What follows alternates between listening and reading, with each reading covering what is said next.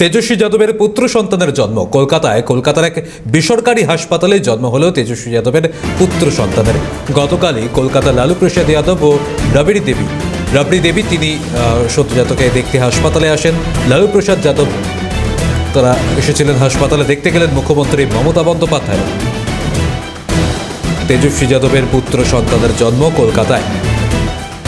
কলকাতার এক বেসরকারি হাসপাতালে জন্ম হলো তেজস্বী যাদবের পুত্র সন্তানের। দেখতে গিয়েছিলেন মুখ্যমন্ত্রী মমতা বন্দ্যোপাধ্যায়। সেই ছবি দেখছেন আপনারা। আপনাদের শোনাবো মুখ্যমন্ত্রী তিনি কি বলেছেন। आई हुई है, वो लोग भी बहुत खुश है।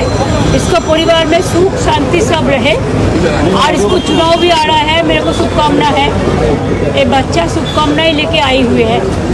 तो उन्होंने मेरे को मैसेज दिया था कल रात में। आप लोग को पता नहीं है, उसको बीबी इधर में 6 महीने से है। 9 महीने से मेरे को पता है।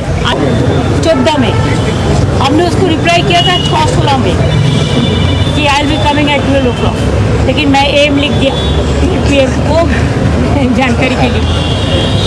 मैं बहुत खुश हो गया कि इसका परिवार में शांति आता है तो हम लोग भी खुश हो जाता है। लालू जी सर राबड़ी जी का सिस्टर को सबको साथ मिला।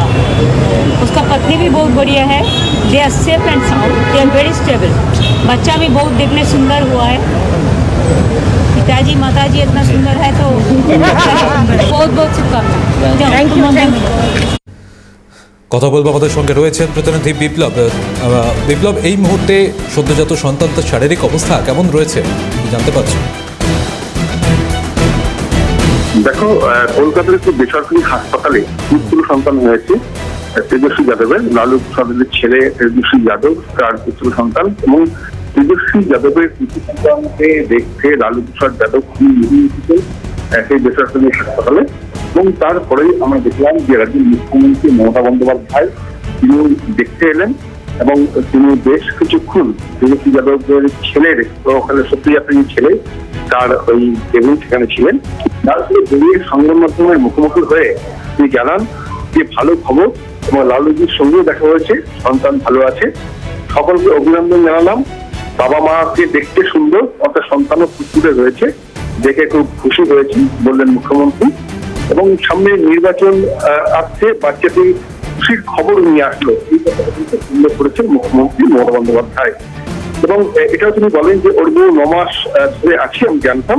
তেজস্বী যাদব মুখ্যমন্ত্রীর সঙ্গে দেখা করতে আসার কারণ এবং এখানকার আমার লোকাল গার্জেন, এটাও বলেন তিনি।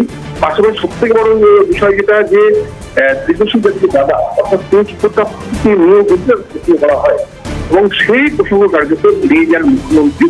এবং তিনি জানান যে এইটা আসলে আলোচনার বিষয় নয়, জাতীয় অধ্যক্ষের সিদ্ধান্ত যেটা নেবে সেটাই হবে। অর্থাৎ এই বিষয়টি নিয়ে গিয়েছেন মুখ্যমন্ত্রী মমতা বন্দ্যোপাধ্যায়। একেবারে ধন্যবাদ বিপ্লব।